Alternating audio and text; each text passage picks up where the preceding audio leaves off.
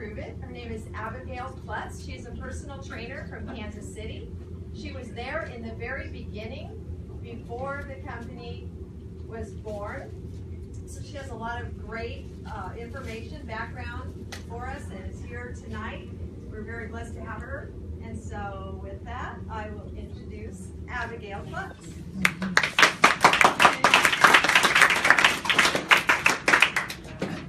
Awesome. How you guys feel tonight? Those of you, yeah, so you can cheers. Awesome. Well, it's great to be here. I've been to Phoenix once, and I vaguely remembered it, but I loved getting off the plane. Like, the air is good here, and everything looks so different, and I love it. I'm from Kansas City, and we've gone from like 70 degrees to Easter Sunday. It was icing and snowing, and but then later that afternoon it was 60 degrees for the icon. So that's Kansas for you. So I'm happy to be here, and you guys, like, this room is packed. I'm very excited about the turnout. Thank you for taking the time on a Thursday night to come out here, and it shows, that this is important. When you show up to something, when you come to get education and information, it shows that you care. It shows that you want to take care of your body. It shows that you have a desire for something better. And this is why I'm here. I'm so passionate about what we have. I feel it is way better than what I've ever seen or experienced before. And like Kim said, I did online nutrition, lifestyle programs for about 3 years. And sometimes it was like pulling teeth to get people to follow the program. And when we began this company, we rolled out very privately in an invite-only campaign. We didn't want to attract people for the wrong reasons, okay? We didn't want to attract it for the money or the get rich fast or the brand new thing. Like, we wanted people to be solely attracted to the product because we have our hands on something. It is a scientific breakthrough, and we really wanted to attract people who have been studying this and waiting on this for years. And your speaker tonight, Dr. Nally, this is something he is versed in. People already believe in healing through the nutritional portion of the ketogenic diet. We believe that there is something to taking out glucose and putting in higher fats. It's something that is way healthier with what your body does. But I'll be real, has anybody ever tried to practice a ketogenic diet in here? Oh, wow, great. Well, I have too, and I didn't do so good at it. I loved the way I ate. I loved the way I felt. But man, if you had to quiz me every day, if I was turning that stick purple, I would fail. So it was hard to get to a place where I produced ketones myself. And so when I heard about this, I had a friend call me up, and he said, "Do you know anything about the ketogenic diet?" And at the time, I had been practicing it. I had a back injury, and I was trying to get rid of inflammation, and I just kept finding the research with ketones and the reduction of inflammation. So I was having a hard time practicing the diet, and he said, "We have exogenous ketones." And I went out on a flight to California, and I sat at a table with Tony Freeman and Brian Underwood and Brian James and just a couple guys who have all really helped spread this across the U.S. But the conversation was, nobody's going to know what this is, right? Like, this is an educational conversation, and that's what I love about it. When I talk about ketones, I'm not selling anybody, I'm teaching everybody, because the science is already there. The research has already been done. So for the first time, instead of putting yourself into a restricted state of dieting where your body would produce ketones, we can now take them exogenously, okay? So you can still eat carbs. You can still not even have to change your diet. You can take the product and you can have the benefits of feeling ketones in your body, and more mental clarity, the reduced inflammation, the cleaner energy that we try and tell people about, but you don't really get it till you experience it, right? It's not like caffeine. And people all the time, they ask me, well, how should I eat? And my answer to that is, if you want to be extremely healthy, if you want to be preventative of diseases that we believe are caused by what we're putting in our body, then dig into the community that we're providing, where we are teaching a lifestyle. For me, I like to eat some carbs during the day, so I go low carb, high fat.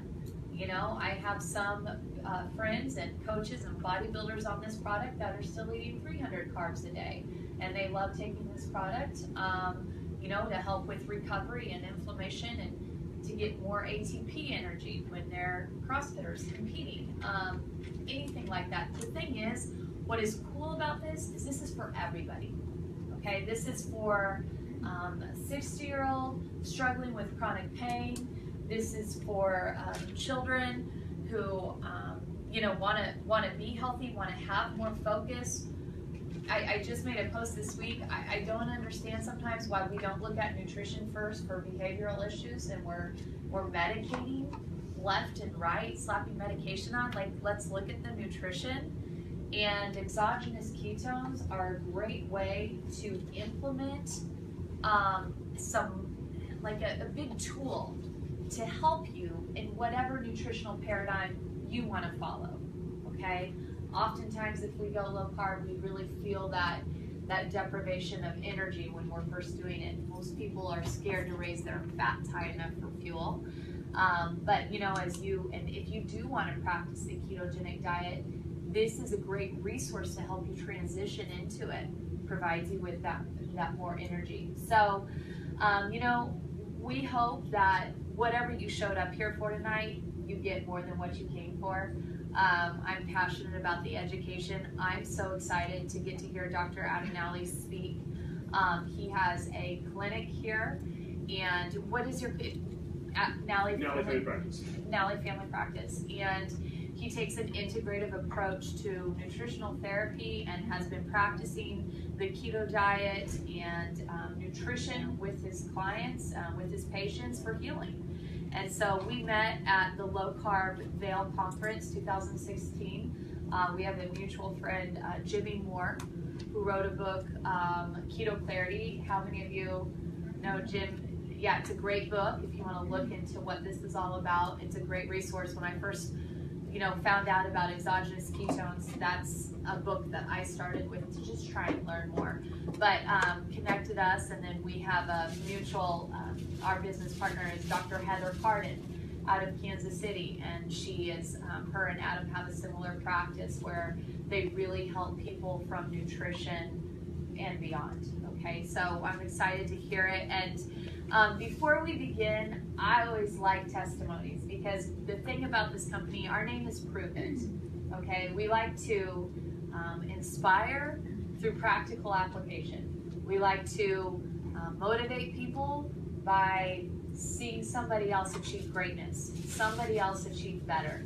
Everything we do is scientifically based, and everything that we show you, we want to be inspiring and show that transformation for what we have here. So I'm putting you on the spot, John. If you'll just stand up and tell us in 2 minutes, what has your experience been with Keto OS? I used to be fat, now I'm not. Thank you. No, in '74, my girlfriend was on Atkins, so way back then, right? And then, anyway, and then several years ago, I went on low carb or whatever. I lost like 50 pounds, and then got in front of a computer and stopped doing that and put it, I was like 305 pounds. And then I got an email from a friend of mine, Billy Funk, that said, put you in ketosis in 30 minutes. And I was like, I called him up, I'm like, do you have any idea what you just said? Yeah. Right? Like that. Yeah. And I'm like, sign me up. Yeah. And then I've got a background in network marketing, so when you connected those two things, I was anyway, so on October 1st, I weighed 50 pounds more than I did on January 1. So I lost over 50 pounds in 90 days. Very good, right? And then, but you know, I'm like back in the gym and I'm exercising, and it's not, I'm not on the scale anymore. Yep. Yep. I just feel great. Yep. You know, I wanted that because I want to be a billboard for what's possible for us, right? And I'll be 60 next month. And I'm like, dude, I'm not 60. That's so weird, but I just feel so great. Anyway, I'll share. Thank you so much, right? Anybody else in here? I'll take one more. Just want to share your experience. Yes? I will. I actually started the product in January, and I've lost 30 pounds since January. I've had a couple of joint replacements, and I tried for a couple of years to lose weight, and nothing got me there. And since January, I've lost 30 pounds, 3 pound sizes. That's awesome. But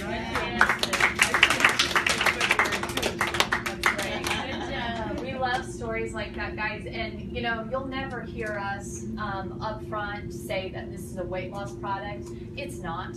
We're not calling it a weight loss product, but when you get hormones regulated, when you get inflammation down, when you have more energy and you feel like you can get up and start moving, guys, that's a byproduct, you know, and so that's what's exciting. It's doing so many things, and we don't want to even downplay it by calling it another energy drink or another weight loss product. But if you plug into the Facebook page, Prove It, you're going to see a lot of other stories, a lot of other testimonies. It's very cool. We've put in over 5 million users since we introduced this to the public in May. That is incredible. That is incredible. So I could talk all day, and I would love to, after you give yours, I want to run through with them a typical day using it, if that would you guys like that? Yeah. Okay, but let's break it up a little bit. So guys, give them a hand, Dr. Adam Nally.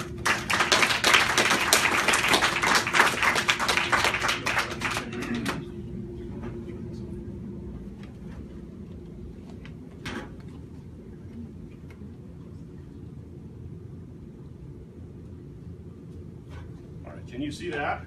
Yes. All right, dance around you here.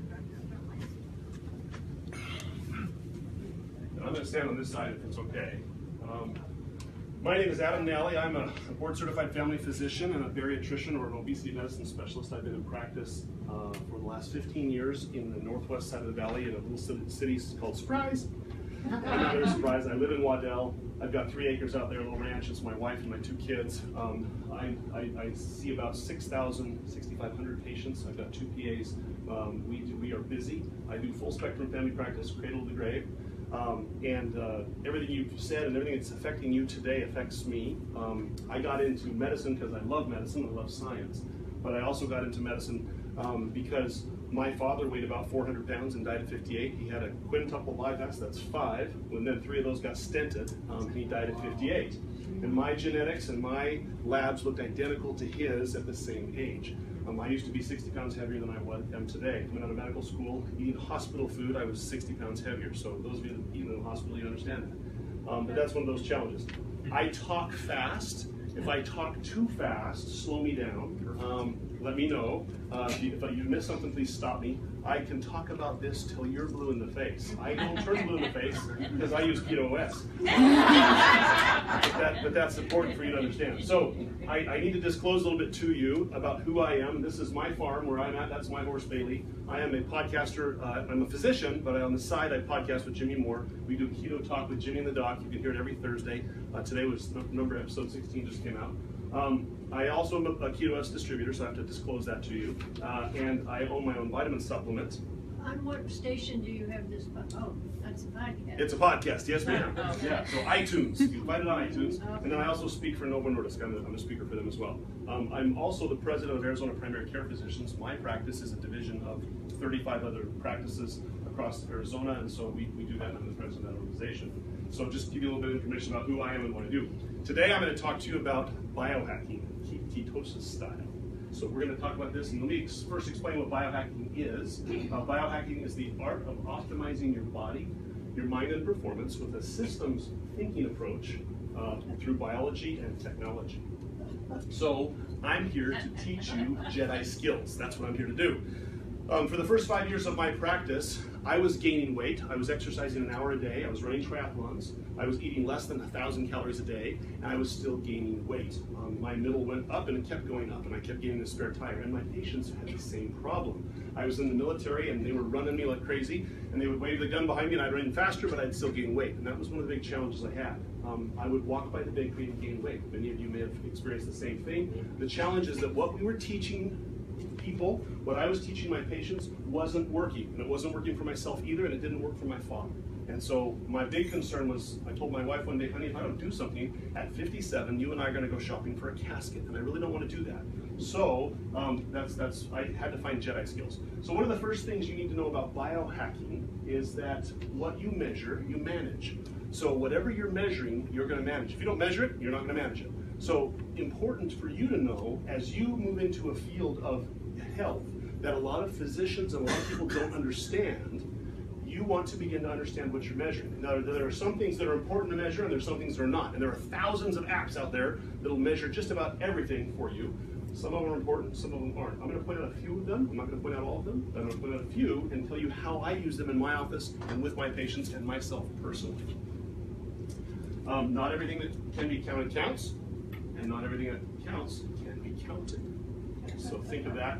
Say that fast 10 times. See how you think about that. All right. So change starts when we see the next step. And the challenge was a lot of people still don't see the next step. A lot of people still think you got to cut your calories to 1,000 a day. A lot of people think you got to cut the fat out of your diet. A lot of people think that you need to exercise till the cows come home. I will tell you today, you can exercise your brains out and you will lose 1% of your body fat. And I'll show you why in just a minute. But that, when I first heard that, I went, oh, heresy, no! You can't say that, but that's what I thought. So, well, doc, I have metal fillings in my teeth. My refrigerator magnets keep pulling me into the kitchen. That's why. Is it your teeth? Is it exercise? Is it your diet? What exactly is it? Let's figure it out. Well, we knew a lot of this in the 30s, 40s, 50s, and 60s, but in the 70s, we accepted some really bad science, and the government accepted some really bad science, propagated by a guy named Ansel Keys, who I don't think intentionally did this, but he published what was called this 11-country study, and then he changed it to 7 countries. And basically what he said was, as we eat more fat, our heart disease, or death from heart disease goes up, and he extrapolated this. Now, he was an epidemiologist, meaning he studied large populations. He had no patients of his own. He just studied large groups. Unfortunately, that's not a good way to apply individual medicine to you and I, but that's what he did. And what he didn't tell us, and nor did he tell the government, was that he didn't actually study 11 countries, he studied 22. And if you look at the 22, number 8 is France. They eat more fat than Israel does, and they have less heart disease. What? So you can't extrapolate this from that data, but he did. And we accepted it as a philosophy that if you eat more fat, you die. And that is absolutely false. And I'm going to tell you why it's not. And you're going to learn this little Jedi mind trick from that, hopefully. All right. So what happened was George McGovern, who was the senator at the time, gave us the dietary guidelines. And I won't go into these very heavily. I'm just going to go back. Because those guidelines are, you know what they are. It's basically the food pyramid. And we've seen the food pyramid. They just turned it into a plate. Now it's a food plate. They just kind of spread it around a little bit. That's all they did. Unfortunately, that's the sad part. And then in 1984, a couple scientists looked at this and said, well, we think this is the problem, and the results strongly indicate that the more you lower your cholesterol, the less heart disease you have, but there was no data to prove it. And so that's, I think, why they named the company the way they did. That's what I assume. I don't know that for sure. So 1977, when we accepted the food pyramid, guess what happened to our weight? It went up. And guess what else happened at that same time? We discovered a statin called lovastatin. Scary. But that's unfortunately the science. So what happened is our science regarding cholesterol drugs started driving our science about weight and health. And that's sad. And since 1985, as you can see, we started gaining weight. And as of this year, 35.7% of us are obese, 34% of us are overweight. That's more than 2/3 of us. So if you walk into a room, only 1 in 3 of those people are normal weight. The rest of us are either overweight or obese. That's a scary thing, and that's challenging. I call it the obesity paradox. There's been books written about it. Basically, we've changed our policies. I'm also a health policy fellow through the American Osteopathic Association, and so I look at health policy as well across the country. And we've changed our policy on health.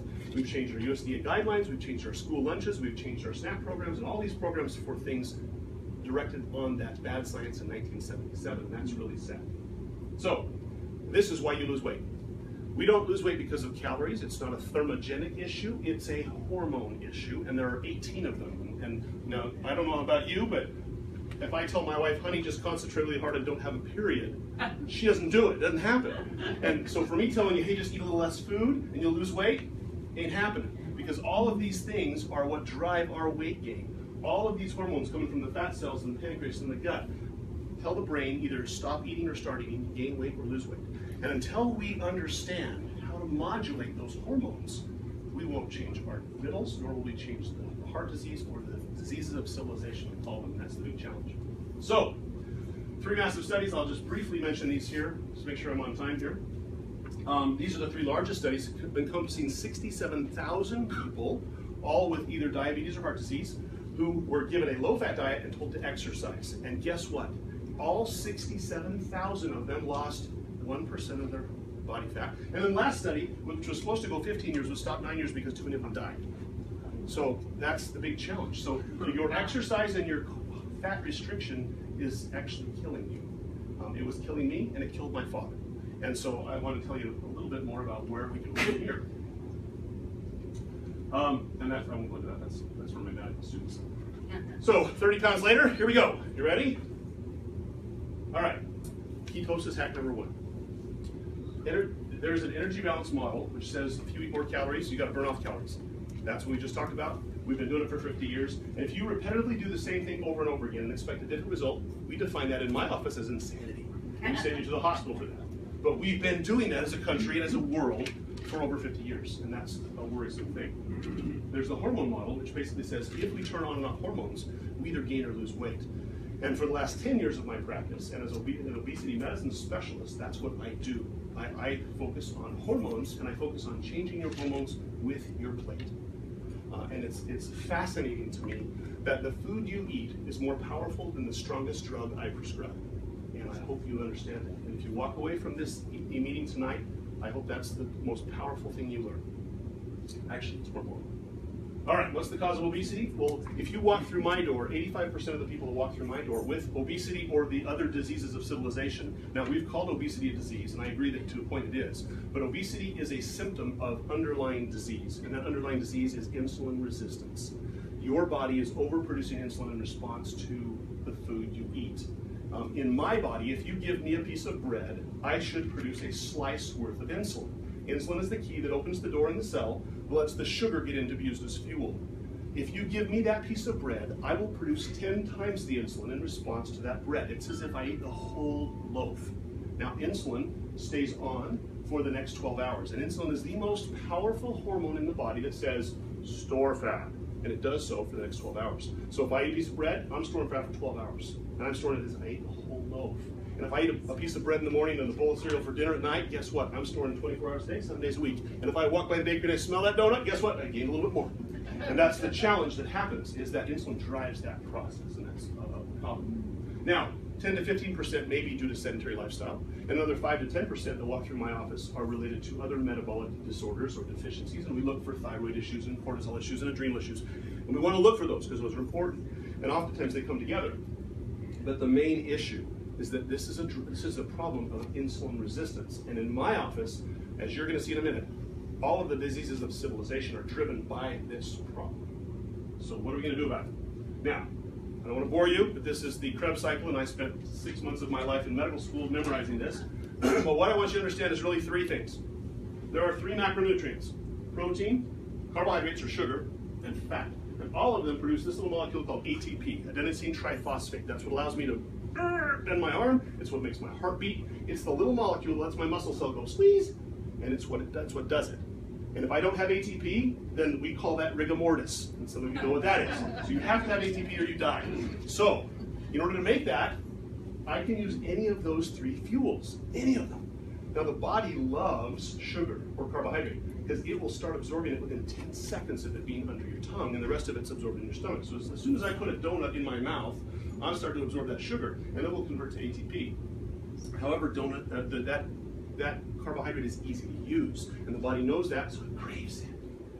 If I put fat in the system or protein in the system, it takes about 30 minutes to get it there. So the body craves the sugars first. Now, if I put sugar in there and I put fat in there at the same time, the body says, hey, I like the sugar, it's easy, and I can't store it, so we'll use it first, and I'll store the fat for a rainy day, a famine, or sometime if he decides to fast. So what happens is it produces a molecule called insulin. And insulin blockades my ability to use fat and shifts it right back into free fatty acids, and that goes right to your hips or to your belly or wherever it likes to go.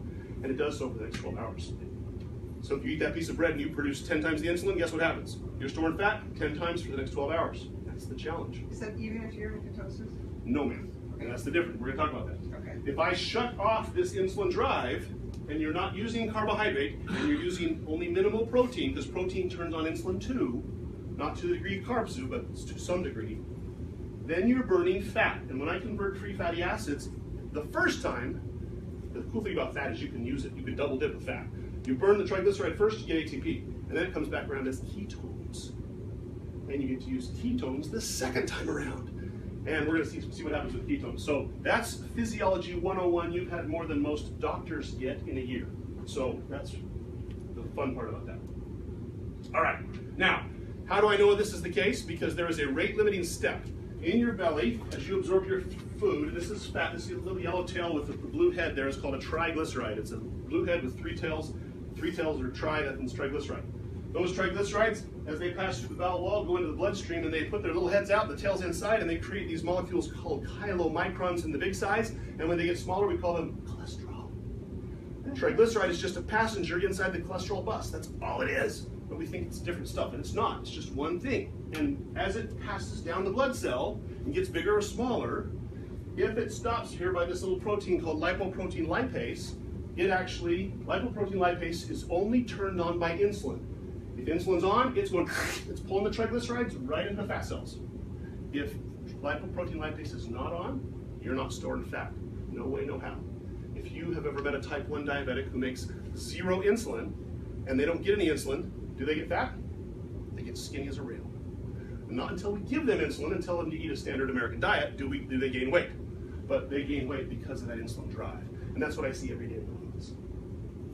All right. So I don't want to demonize insulin because you need it, and your brain needs a small amount of glucose, about 100 grams in the brain, and the liver makes 280, so you can go without glucose. There actually is no glucose deficiency disease. If you look in the medical journals, it doesn't exist. But if I give you insulin too much, these are the diseases of civilization that kick in. We get inflammation, we get weight gain, which we talked about.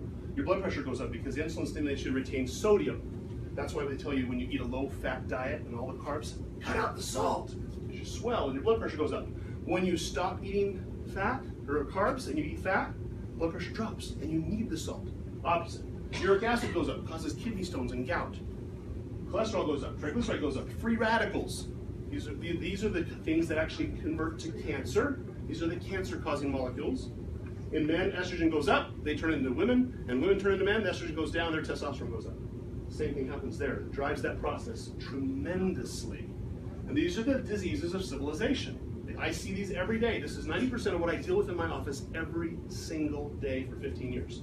And it's all driven because there's too much insulin in the body. And if we turn that down, guess what happens? This turns off. Pretty profound. So that's the key. That's the fat regulator. Well, you're overweight. That's not possible. I only eat fat-free food. All right. So ketosis hack number 2. Abs are made in the kitchen. If you exercise, your muscles will get bigger, but you won't see them until you get rid of the fat. So you have to get rid of the fat first. Ketogenic diet uses fat as a primary fuel. Ketones increase testosterone. They prevent leucine from being oxidized, which stabilizes the muscle and lets the muscle get bigger, actually. It increases growth hormone in the body, and it increases insulin, or growth factor number 1, which also stimulates muscle development. Insulin-like growth factor number 1, pardon me. These are all things that actually help you build muscle in a ketogenic diet. those in ketosis actually build muscle better than those that don't because of what insulin does and ketones do. That's the difference. So I won't go into that. That's a whole other story in itself. So in my office, this is the rule. Let food be thy medicine. Let medicine be thy food. And Hippocrates said it initially, and it's been true for 6,000 years. So pretty profound. So this is really the weapon of mass destruction.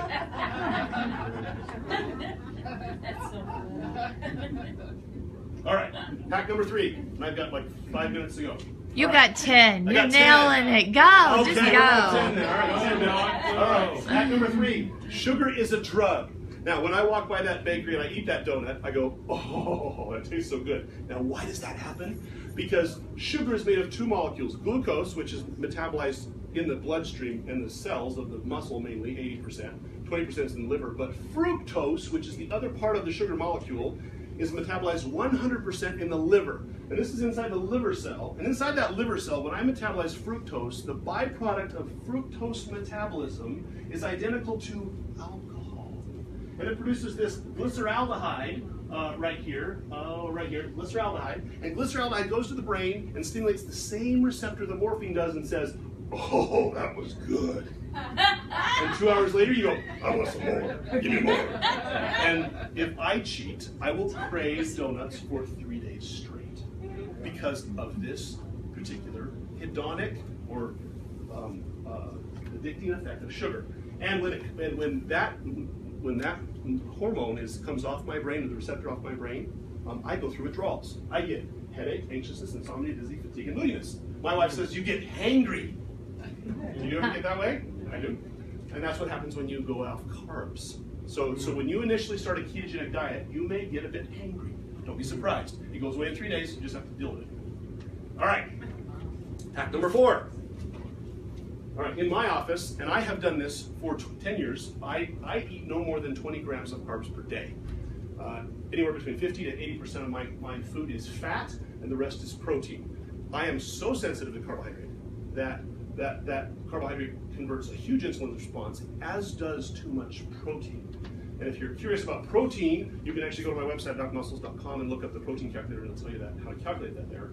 That's up on my website, and I'll show you that in a minute. But we want to keep, in my office, I keep the carbs less than 20 per day. Now, some people do really well with 20 or even 100 per day, but it really depends on how insulin resistant are you. And what I do in my office is I identify that for you. How insulin resistant are you, and how many carbs do we got to restrict, and how long then it's going to take you to get out of that insulin resistance, because it is reversible. It actually is. And today in my office, I have actually 5 patients who are no longer type 2 diabetics by any definition, but it takes about 2 years to get there. So so be patient. The other issue is if you're doing this and you're cutting the carbs out, you will suddenly see weight loss, blood pressure improvement, cholesterol improvement, and if you're on a bunch of high blood pressure drugs, and I suddenly reverse your blood pressure in 2 weeks, which often happens, your blood pressure will bottom out, and you call me up and scream at me and say, what are you doing there, Nally? And I'll say, are you still taking your pills? And they'll say, yes. So if you're on medicine, please follow up with your doctor and have them watch you closely to modify your medicines, because that is so essential to do as you do this. Now, high-fat foods are what stimulates your satiety, or your ability not to be hungry. It says hunting and gathering isn't very profitable, so let's invent carbs.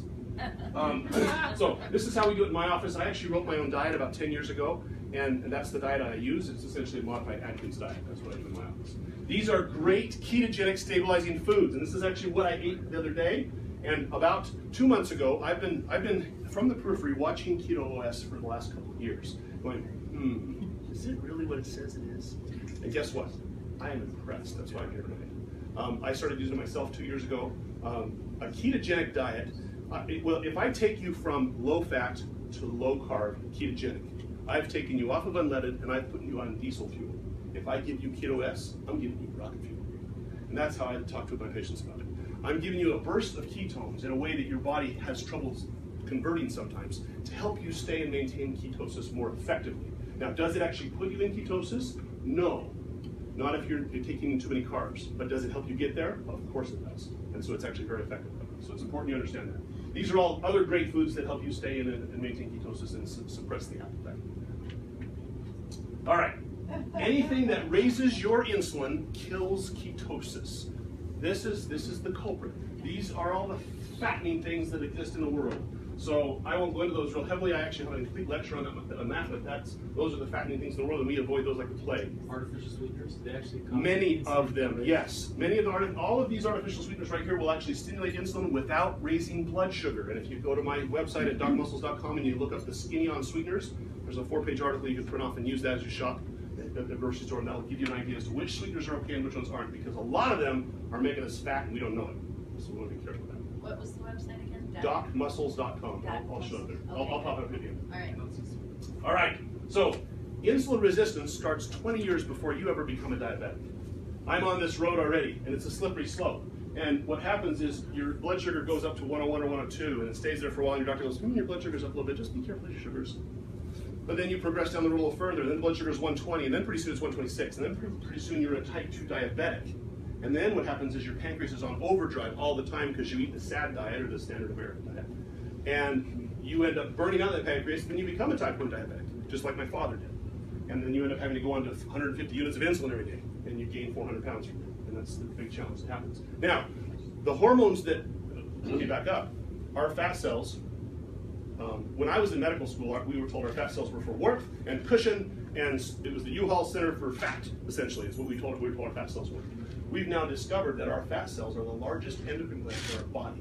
Your fat cells, every one of them, make 177 known hormones, 176 of which cause inflammation to get worse and make insulin resistance worse.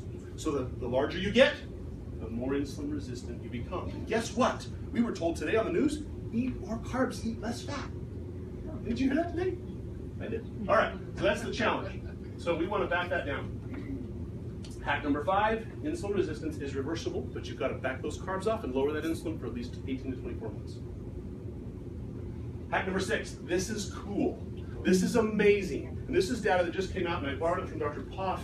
This is, these are rats, and they were infected with metastatic cancer cells. Now, these cancer cells were radio-labeled, so they light up under a special PET scanner. And so what happens is they gave a rat cancer. They gave all 4 of these rats cancer. And they measured them, and this is about 90 days out.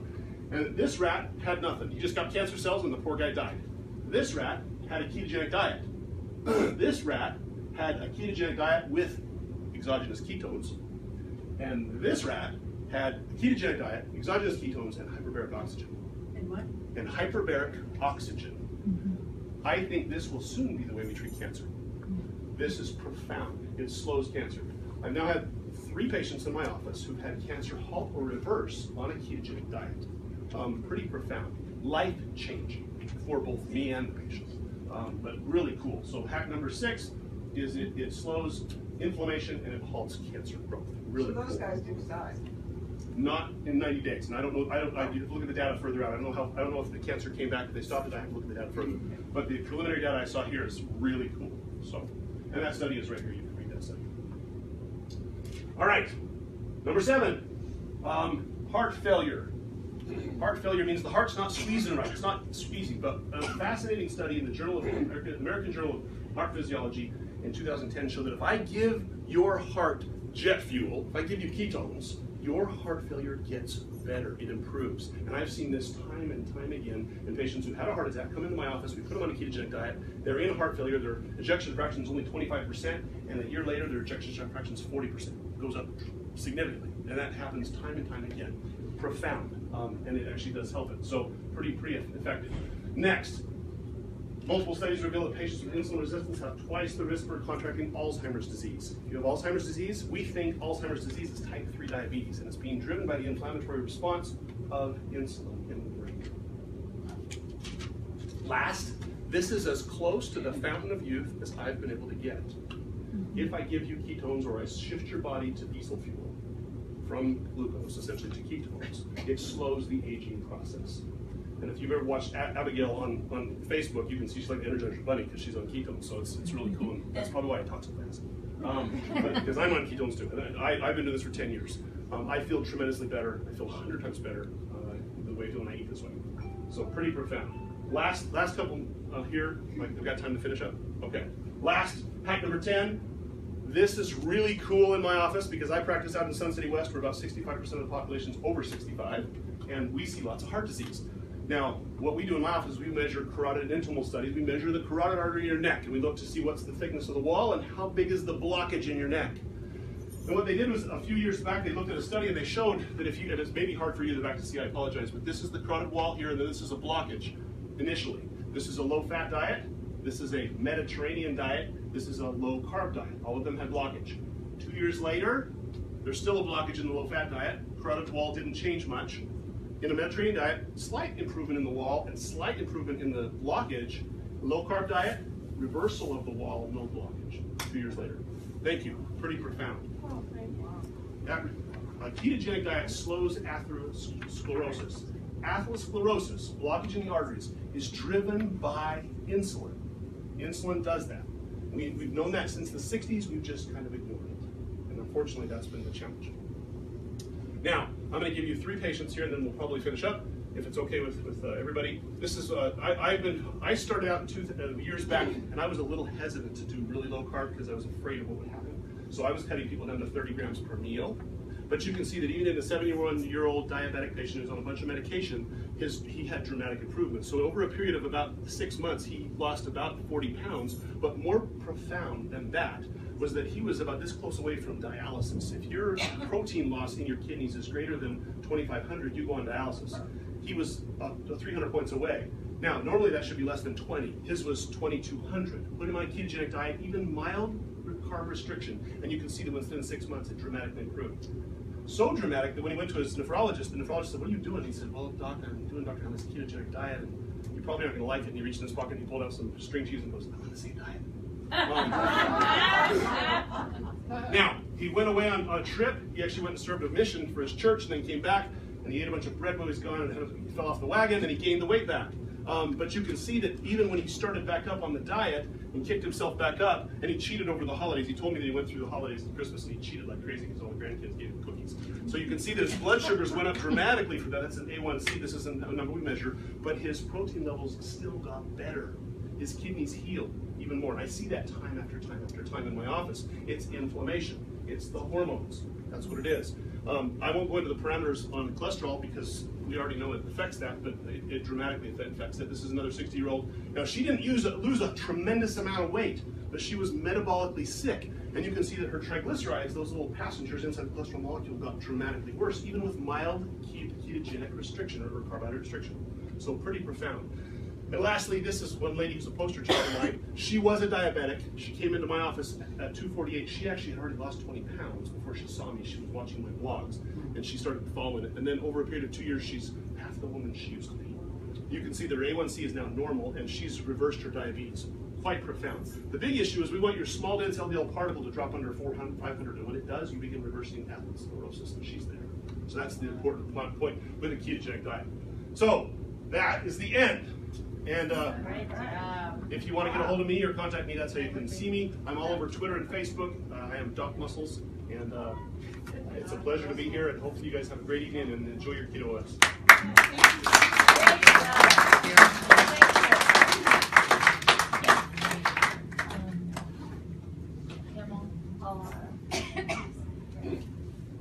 looking for, something. How about this? Let me just show you this real quick. I'll give them back. I know we're good. Yeah. So I wanted to just share with you an example. I get hit for this all the time. Like, just how do you use it? For a lot of people, I just say, just use it. Just use it. Like, don't change your diet. Don't change anything at first. Just use the product and see how you feel. Okay? Then number 2, when you start feeling better, that's when you want to get on the website. That's when you want to start looking more into the community and think about, the changes that you want to make. A lot of times I just start people with guidelines. I think it's better to adopt some new habits rather than to just disrupt everything and go all in hardcore. So I say cut your carbs back, drink more water, get moving, take keto OS when you want energy, when you feel like you need it during the day. For me, I've gotten to a place where I like the way I use it. I like kind of the lifestyle I've developed around it. And so I'm going to share with you what I do. It's not probably what Kim does. It may not be what Amy does, not what Nally does. So this is just how I like to use it. I wake up at 7 o'clock, and about 7:30 I take a big thing of decaf and a big thing of regular. Well, I try and do 8 ounces of regular. And coming from where I came, Starbucks manager, I've cut back a lot. All right, but you should see my coffee bar. I have a Keurig for my decaf and a regular. It's ridiculous. But I pour half a packet of this in my coffee. I also put a tablespoon of coconut oil. When I'm traveling, I just do a full scoop of the keto cream anywhere I go. But when I'm at my house in the morning, I do a tablespoon of coconut oil and a half scoop of keto cream.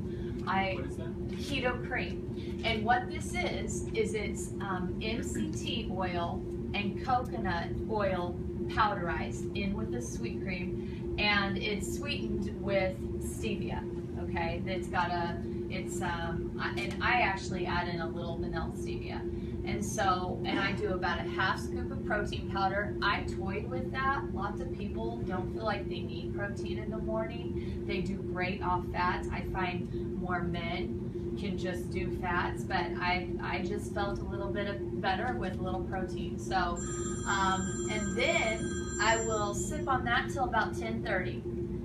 And then I tell them we said hello.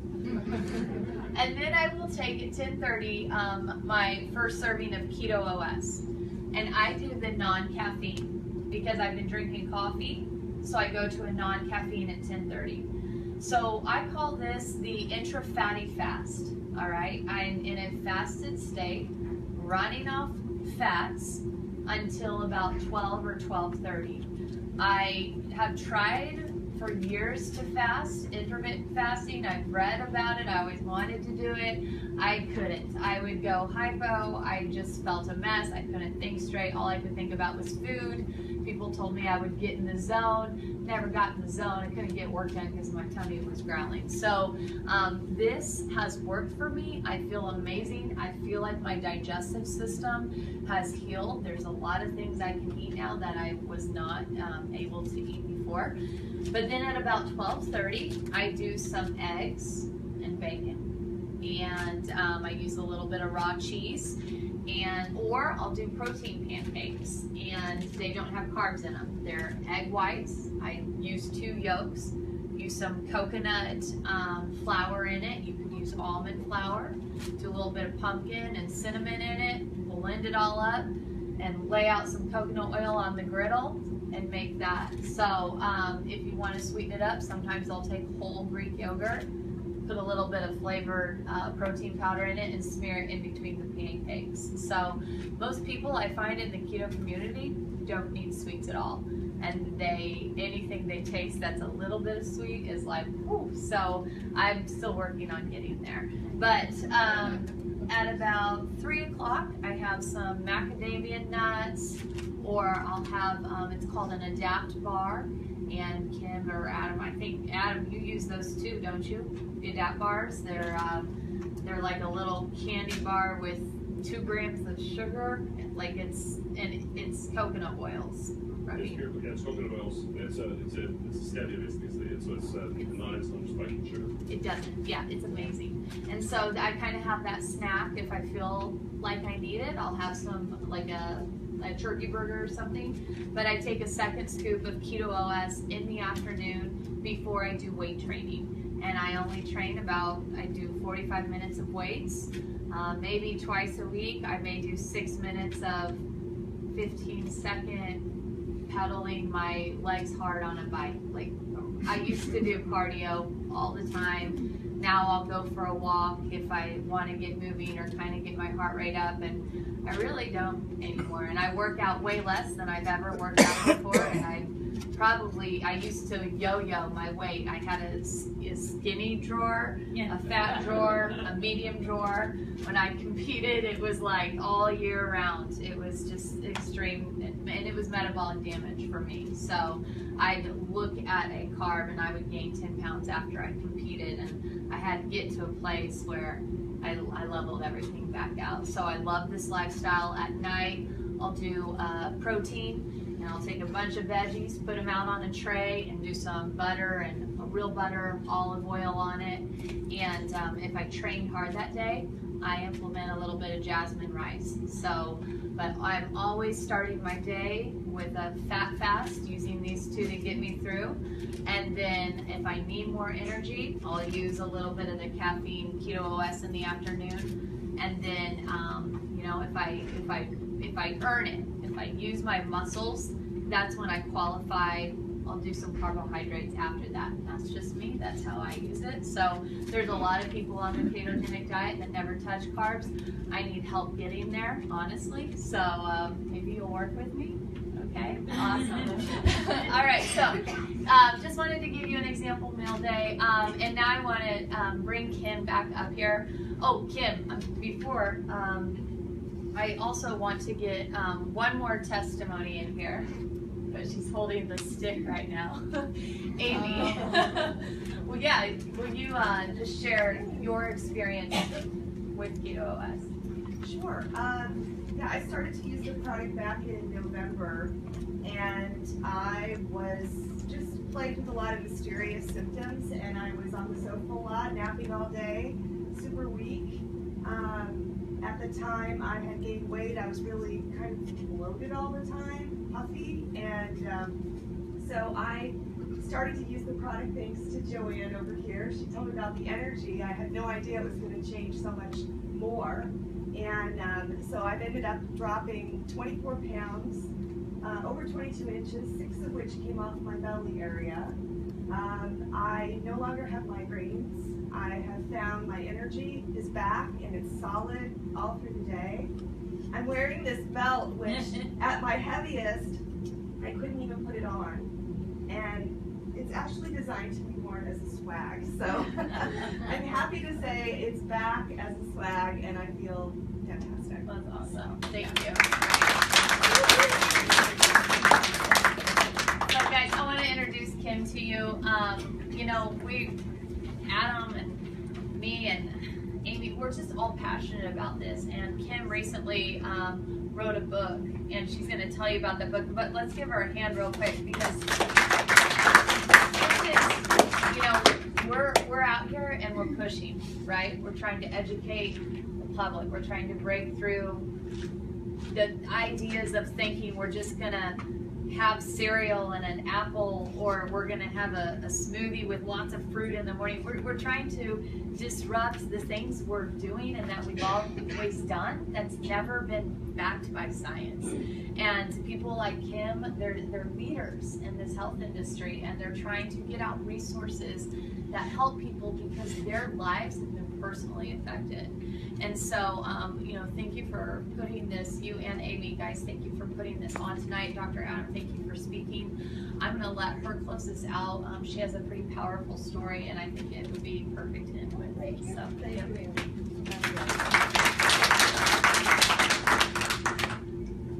My story started when I was in my early 20s and developed intense carbohydrate addiction.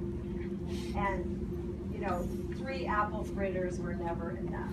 It's like the alcoholic that say 1 drink is too many and 100 isn't enough. So I would go from store to store to store, and then, you know, I get embarrassed by the clerk noticing what I was buying, and so then I would do drive-through windows, because, you know, you can kind of quickly roll the window out. They don't just know what you're eating. But I got to the point where I was working in a hair salon, and there were 2 Kims.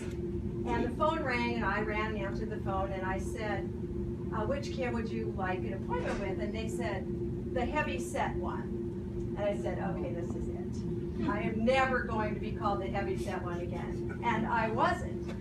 However, I was always hungry. I was hungry, but I was so determined to be thinner that I didn't care. Hunger wasn't a problem for me. I just lived with it. And then startled the heck out of me. I was 44 years old, and I came down with this horrible case of the flu. And so I had my mom take me to the hospital because my fever was 105 and I couldn't get it down with any amount of medicine. And after hours of testing, they came back and they said, "How are you treating your diabetes?" I said, "What diabetes?" "My boyfriend has diabetes, but I don't have diabetes." And she said, "Well, your blood sugar is 367. Now, I had been dating a man who's now my husband in the back of the room, Tim Meinert there, champion diabetic, and he had taken me to classes with him. And so I knew what that meant, 367. I'm 44 years old. And the doctor said I weighed 127 pounds because I was a champion at starving myself. And he said, "You know, we could try you on pills," which is what they give type 2 diabetics, "but what your body really needs is insulin." And I knew he was right, and I said, "Okay, so this is now how I get my insulin. And if I eat a lot of carbs, I have to take a lot of insulin, which, as Dr. Nally clearly pointed out, stores a lot of fat." Now, not wanting to be that way, I try to keep my insulin as little as I can by eating as little carbs as I can, which I managed it pretty well. But then about 2.5 years ago, I needed a new doctor, and I went to a doctor who herself is a diabetic.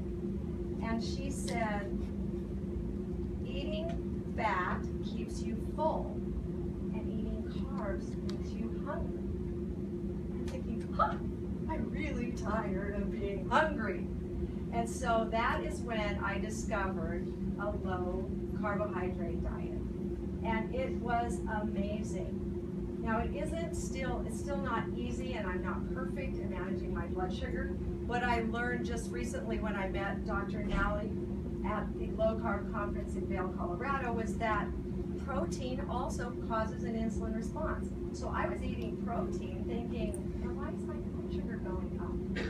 And so now I've been learning to eat a high fat, moderate protein, low carbohydrate diet. And it works for me, and it can work for you too. And I wanted to get that message out again to the world. I mean, so many of my friends are such sugar addicts, and it makes you feel so awful. And so not all the science that he showed you today on the screen, but a lot of it is documented in my book. It's Your New BFF, Burning Fat for Fuel, Losing Weight and Beating Diabetes, which is a byproduct of burning fat for fuel. And so with that, they're in the back of the room. I just got them 2 days ago. So excited. It's been a 5-year journey working on the book and falling off the wagon and getting back on, starting to write. But I did want to share that we do have some fantastic recipes in the book. So the pancakes that Abigail talked about, recipes here with the picture, they fluff up, they're great. You can put a little bit of peanut butter, lots of butter. And so you'll find a chapter on recipes, a whole chapter on what should I eat. I mean, it's such a big question. We don't get it. I mean, I talk to my clients all the time, and it's like, what did you have for breakfast? Well, they had cereal and a banana and orange juice. Hello. Sugar. And I want to tell you one little story before I let you go. My sister-in-law is a school teacher in Nebraska. It's such a small school, they don't have a school nurse. And one thing that happened to her last year was one of her third graders became diabetic. And so they're trying to treat this boy with insulin. And he goes to school, and he gets a cinnamon roll, and he gets orange juice, and that's his breakfast. And she has been so consumed with trying to manage this child's blood sugar that she hardly has time to teach school. And my husband said, you know what we're doing with these little diabetics is it's child abuse. It's child abuse, telling them that they have to eat like all the other kids so that they don't feel like they're not normal. Guess what? As a diabetic, I'm not normal. I have something I have to take care of, and if I don't take care of it, I will die. which is what happened to my grandma's sister in 1936 at the age of 12. So I'm really happy about this fat thing, eating fat and burning fat. And what happened when I found keto is that I lost even more hunger cravings. It really satisfies. And so you can get up, you can do like Abigail, you can put some coconut oil, some keto cream. I use tea because I'm not a coffee drinker, love it. And then I eat my eggs, bacon, sausage at about 10:30 or 11. Solid, have another serving of keto mid-afternoon. And then for dinner, we have lots of vegetables and fats and moderate protein, and it makes life a whole lot better. So we'd like to thank you for coming. There's a lot of keto distributors in this room. If you want to find who invited you and find out, ask some more questions about it, how to get it, we'd love to answer questions. The book is $20.